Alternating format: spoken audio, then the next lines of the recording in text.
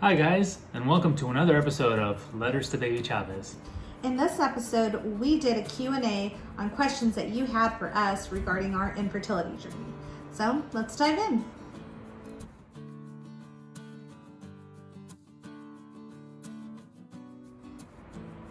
So for question number 1, we have, how does your love story begin? How does it begin? So dating back to 2013, 2012, it's been so long. 14.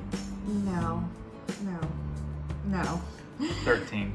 Yeah, so dating back to 2013, Jesus and I actually met online. We met on a website called OkCupid, and I was kind of really mean to him when he messaged me just because I had such a bad experience with online dating. The people and guys that I were meeting were just pigs, and I just had such a sour taste in my mouth that I didn't want to pursue that type of finding love. And do you remember what I told you in my message? Yeah. I mean, you were real quick to say, if you are looking for another notch on your bedpost, Yeah. please move on. And I was honestly really nervous to begin with, just because I'd message people and I'd get no replies, So a buddy of mine told me, he goes, go ahead and message her, man. You have nothing to lose. And he was right. I had nothing to lose. And she grilled me and she just asked me all the tough questions. And finally we met up at a coffee shop in Diamond Bar, California called It's a Grind. And honestly, the rest was history. We had been talking a few weeks prior to our first meetup, and I had not felt that comfortable, that comfort level with anybody in such a long time. So it was kind of like a breath of fresh air and we talked the entire time. We had, a couple rounds of tea and coffee, and we shut down the place. So the rest was history. A few years after that, we moved in together into our first apartment out in Orange County. In Irvine. And then after that, we got engaged. And then we had a beautiful wedding in Yorba Linda, California at the Nixon Library. Right. We had over 200 guests. Our closest friends and family were in our bridal party, and the rest is history. So fast forward to 2020, we're 3 years into our marriage, and we have been trying to have a baby for the last 3 years. So it's a little bit about our backstory, and it's just been a great ride. Yeah. Yeah. What's something you'd like to tell future Baby Chavez right now? I guess the one thing that I would want to tell future Baby Chavez is that we've been waiting for you, I'm personally excited to have you in my life. I want to be able to take you to Dodger games. I want to be able to show you sports, how to do things, how to learn, how to become a better version of us, and build on our legacy, and just know that, you're loved. You are. It's just exciting. I know a couple days ago I was watching Apple Plus. They have a series on dads. It was a documentary on the lives of these fathers and the lives that they're living. And it just seems so rewarding to be a dad, and so fulfilling when you see this little person look up to you. And I would look up to the idea of having a kid, and I would love to have a little baby Chavez running around. Maddie, our little dog, your little sister, would love to meet you. And that's really it, I mean, you are being made out of love, and we're gonna love the heck out of you. And there's a lot of people here that can't wait to meet you and be around you. Oh my gosh.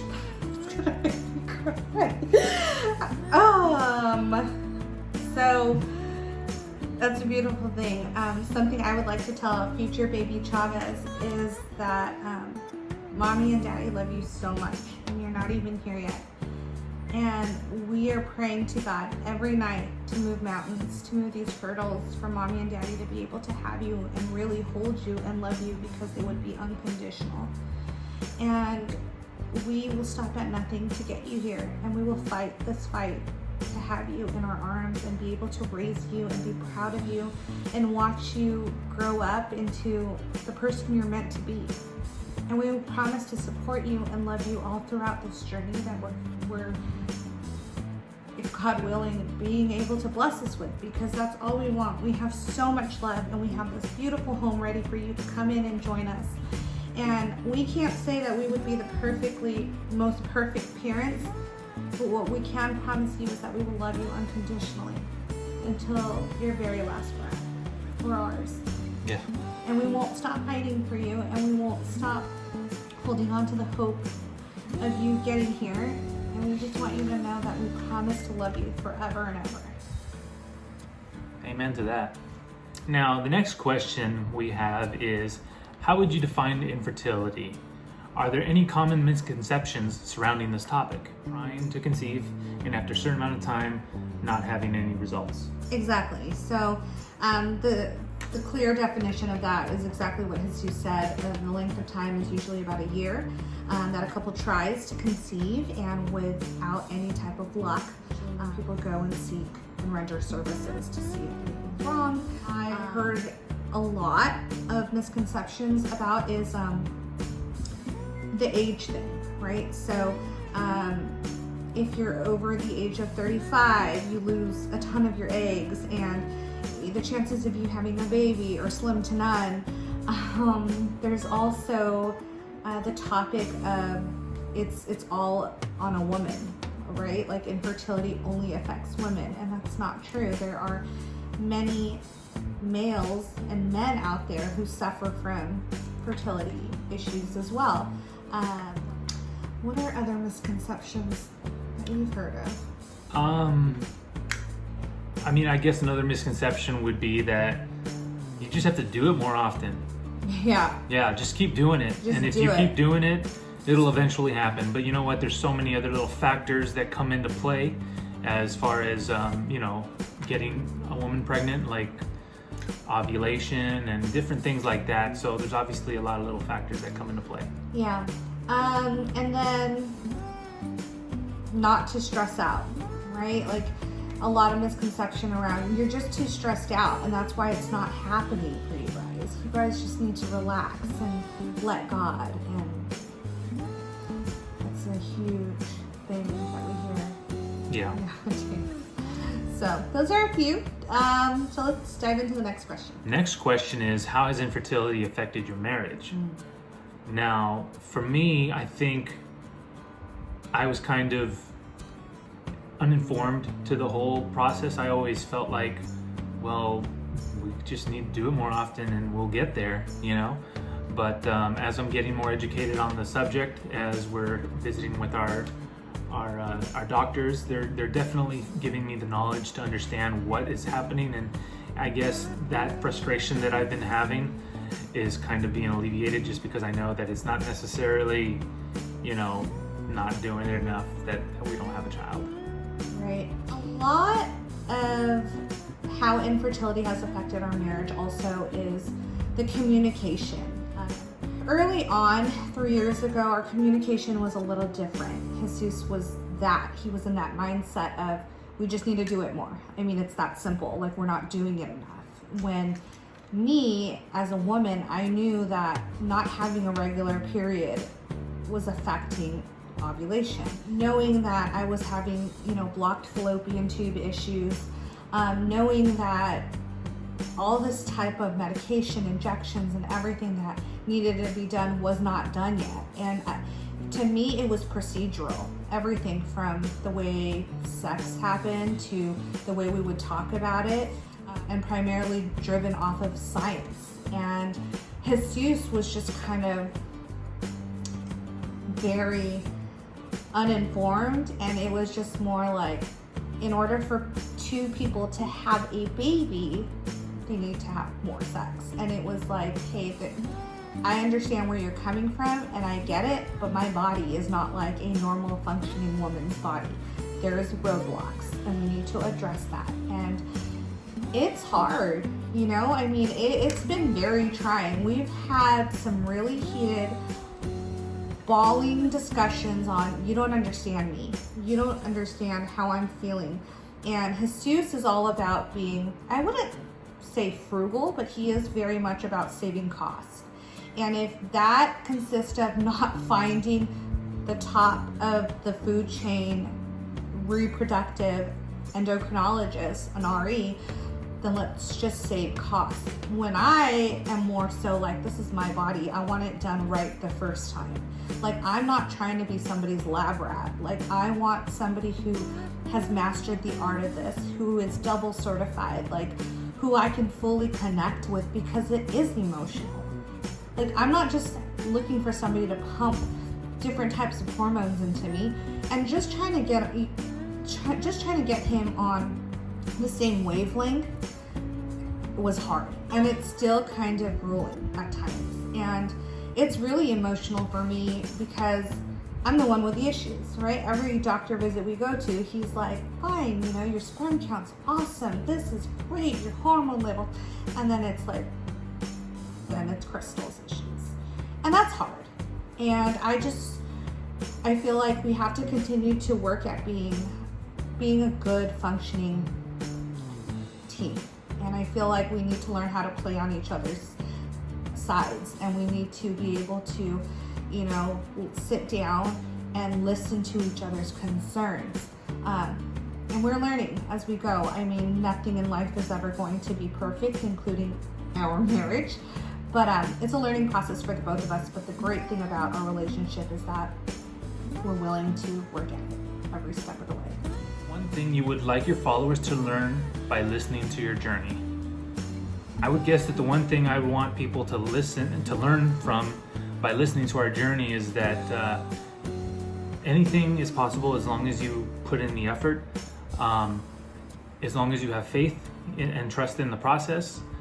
There's many different ways of going about this whole infertility journey, and you can take a conservative approach, or you can go full on IVF. It really just depends on what your budget is at first, and the talks that you have with your partner. I know that that's probably one of the biggest things, is that there's no just one way of doing certain things, and you can't get stuck on doing the most expensive thing first, because that might not be the fix for you guys. So everybody's journey is different, but always have faith in the process. Yep, I agree with Jesus on that.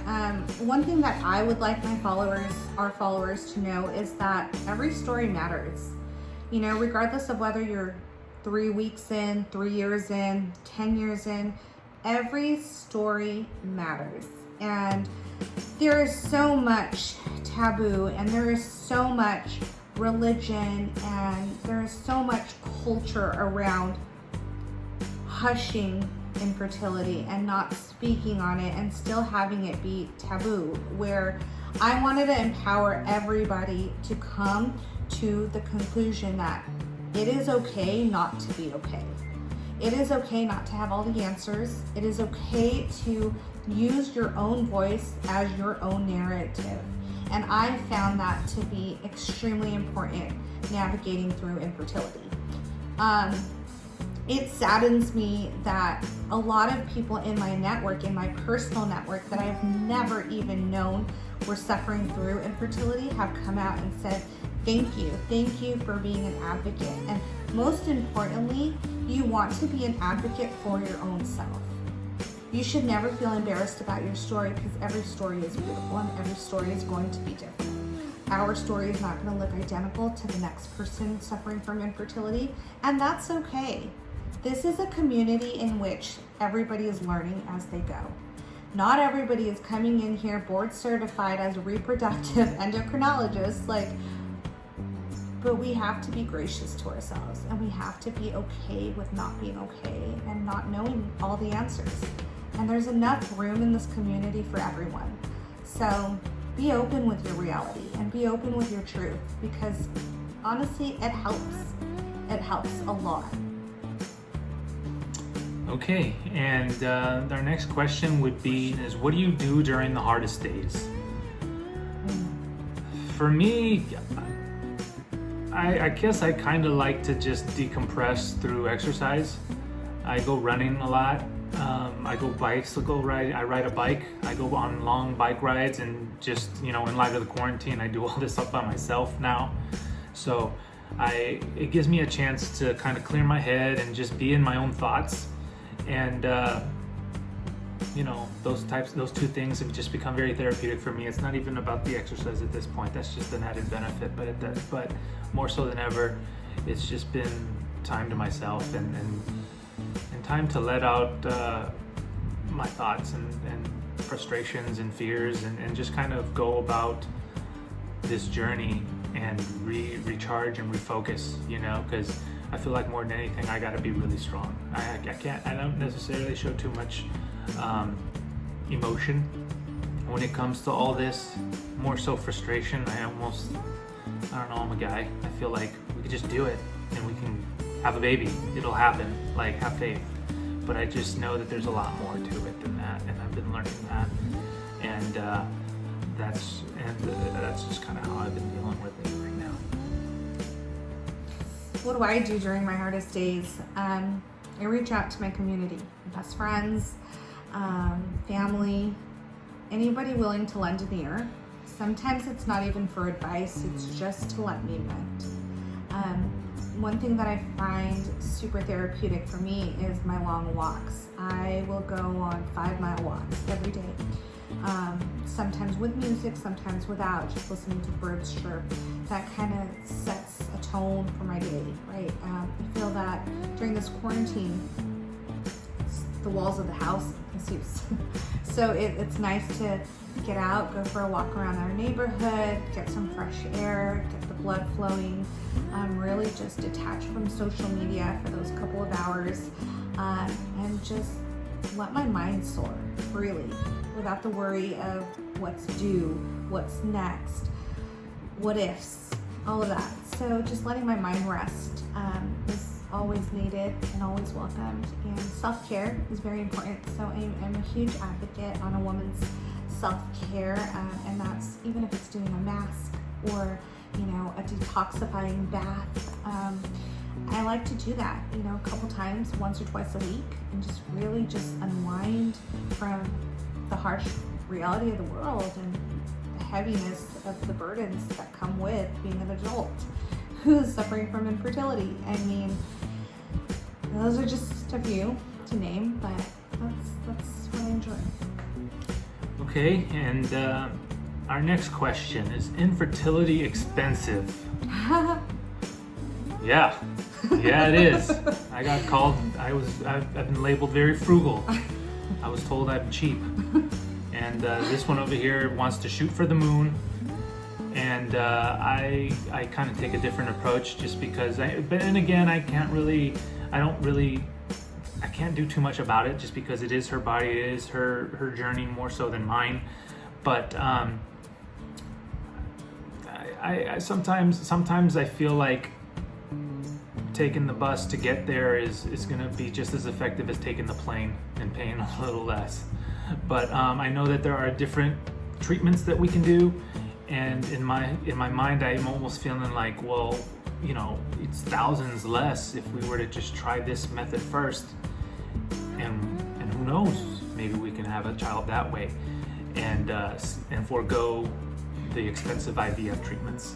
The one thing that kind of shocked me, kind of took me back, was like, we saw one of the treatments for, I think it was IUI, right? And I thought to myself, that's not too bad. Okay, that's doable, but that's one try. And if that doesn't work, you got to do it again and pay that fee again.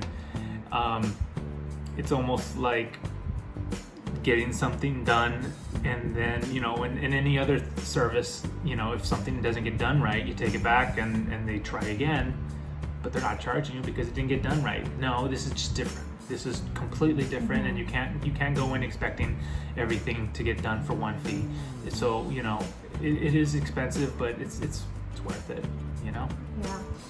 Unfortunately for us, we live in the state of California where not a lot of employers are paying for fertility treatments, unfortunately, including ours. So yeah. Everything is private practice and everything is out of pocket for us. That's just kind of where we're at. And each practitioner, each doctor charges different costs in private practice. It is very expensive. I mean, paying for medication out of pocket, ultrasounds, blood work, all of this stuff adds up, yes. But everybody's story is different. Our story is very costly. I don't have the exact numbers, but right. Yes, Jesus, has said that there are two options. There's great, and then there's good. And overall, I mean, I want great. I want somebody who's going to not only get me to where I need to be, but understands me and can be an advocate for me when I don't fully understand. And I feel like it is our journey, but it is my body. And so if I can, go with a doctor who has the highest success rates and we're able to, I would like that option if possible. Yeah. And for the next question, we've mentioned that we are believers in Christ. Does fertility treatments indicate that we are playing God? I'm going to let Crystal handle this question. She's got a really good answer. So are we playing God by seeking fertility treatments? Well, this is a great question. And yes, it's been asked. I'm Christian. I've always been a believer. I actually grew up in a Catholic home. I practiced Catholicism throughout my entire adult life, and early on in my 20s I converted to Christianity. Overall, do I believe in Christ? Yes, I always have. And I foresee this as a very two-sided, opinionated question, but that's okay. We'll touch on religion here. So looking at it full throttle, right? If a person, not just him or I, a person came down with a horrible disease, let's say a brain tumor, cancer, of that sort. I believe God puts people in place as healers, as people who represent, him in a light of demise or, self-deprecating issues, and I feel that health, I feel like he has healers, right? He has specialists, and he has people in place to bring good and to heal bodies, right? And I feel that if somebody is going through something scary or life-threatening, like a brain tumor or anything like that, or heart disease, or whatever they're going through, I don't necessarily feel that God would say, don't see a doctor and just let me pan this out for you. I feel that he's going to lead you into the right ways of his will, and I think that it's still important for us to seek him throughout this, and we do. We pray heavily, almost if not every night. We are praying as a family to God to shed some light, to guide us through, because ultimately he is the center of this, and we know that firsthand, and there is no moving part that we are going to presume without his divine grace and mercy. And we ask for signs all the time, and God up until this point forward has delivered every time, and that's faith, and that's what we choose to hang on to. And so is it playing God? No, it's asking God to help us in this. And I think that he has shown us in his own way, in his own time, that what we're doing is not necessarily going against him or mocking him or belittling our faith. If anything, it's brought us closer to him. So to answer your question, this has nothing to do with, playing God. This has everything to do with strengthening our faith in him. So we will continue to live for him. We will continue to ask him to guide us as we have, and as he's prevailed his greatness. So yeah, it's a great question though. Yeah. And our final question. If we could give one piece of advice to couples going through a similar situation, what would it be? The one piece of advice I would give would be to listen to your partner. You know, I think that more so than ever, we really need to listen to one another. We need to communicate effectively, share our feelings, and just remind one another that we are not going through this alone. We are doing this together. And if we just stay the course, if we put out all the negativity and just remain positive and stay optimistic, that you know, through God's will, we will get and we'll get what we want, which is a baby, which is what we'd like to have, start a family. Absolutely. And I think that it's really important for other couples to know that staying in your own lane is fine. You can't compare your journey to someone else's, because it's going to look completely different. Right. And it's okay to ask questions on things that other people have gone through, but that may not necessarily pertain to your journey. There's a lot of times in this community where, you know, people are like, oh my gosh, I don't have a fallopian tube either, and we went this route, and did your, you know, RE provide you that? And our story may not always be, you know, coincide with somebody else's story, and that's okay. And staying in your own lane and trusting your own, you know, story and your own journey is what we choose to do. And there are so many times where, you know, people can be malicious and people can be nasty and people can be really hurtful with their approach in helping. And we just choose to stay positive, because there's going to be a lot of that. We have opened up this forum publicly that we're expecting that almost. So just remaining positive, remaining faithful, being gracious to ourselves, and knowing exactly that this is our journey, nobody else's. This is the person that I'm going to confide in, and vice versa.